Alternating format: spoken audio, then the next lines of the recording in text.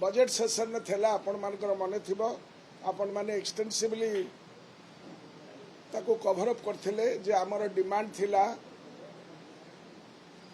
व्यक्तिगत भाव में एवं आम दल तरफ एवं समस्त तरफ आम डिमांड करूँ जे वैषयिक शिक्षा क्षेत्र में मेडिकल एवं इंजीनियरिंग बीडीएस एवं टेक्निकल एजुकेशन ने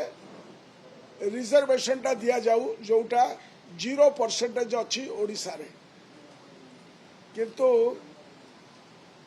गत 2 दिन तले जो कैबिनेट निष्पत्ति निगला प्रेस विज्ञप्ति जोटा देले सरकार ओडिशा राज्य कैबिनेट उच्च शिक्षा रे संरक्षण व्यवस्था लगे एक गुरुत्वपूर्ण प्रस्ताव को अनुमोदन करी आरक्षण नीति अनुसार सामाजिक और अर्थनैतिक भाव में पछुआ वर्ग ये अर्थनैतिक शब्दटी आसला कौटू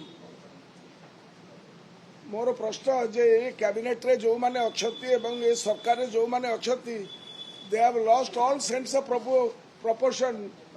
about the provisions about the SCBC यही सरकार एससीबीसी अर्थ एपर्यंत बुझी ना संविधान व्यवस्था अच्छी जे एससीबीसी अर्थ होउची socially and educationally backward classes एटी अर्थनैतिक अवस्था आसला कौटू तेणु आकर सरकार द्वारा जो सामाजिक और अर्थनैतिक भाव पछुआ वर्ग कथा उल्लेख करा जायछि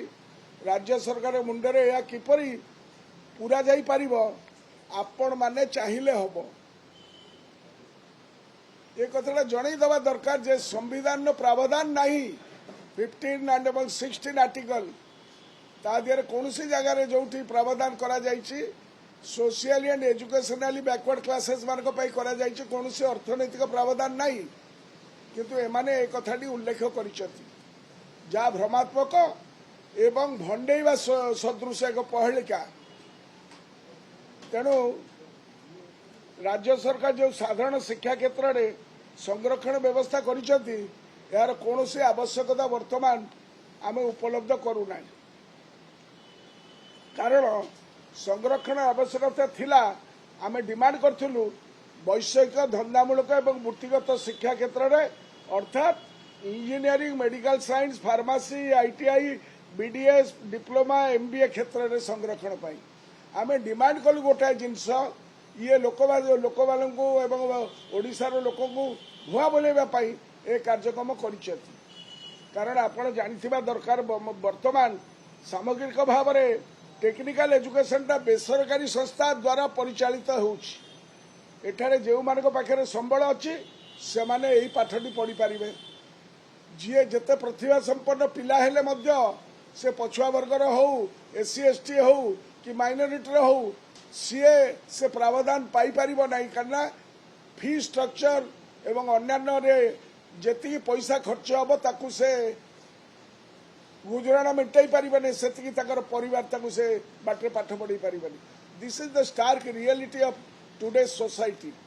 regarding higher education vis-a-vis technical education तो टेक्निकल एजुकेशन है प्रकृत मूल दंड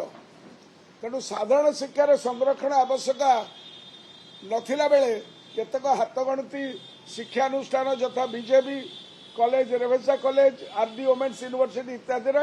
प्रतियोगिता अधिक रही हेले प्राय 90% साधारण शिक्षानुष्ठान मंजूरी प्राप्त सीट फिलअप हो पारुना केवल विज्ञान को छाड़देले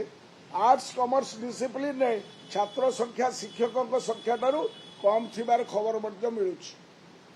यथा बाणपुर कॉलेज रे आपण देखिबे 3टी पिला पढ़ुचंती कॉमर्स रे 9 जन शिक्षक अछंती मंदिर को मुखजाला बढ़ी जाइछि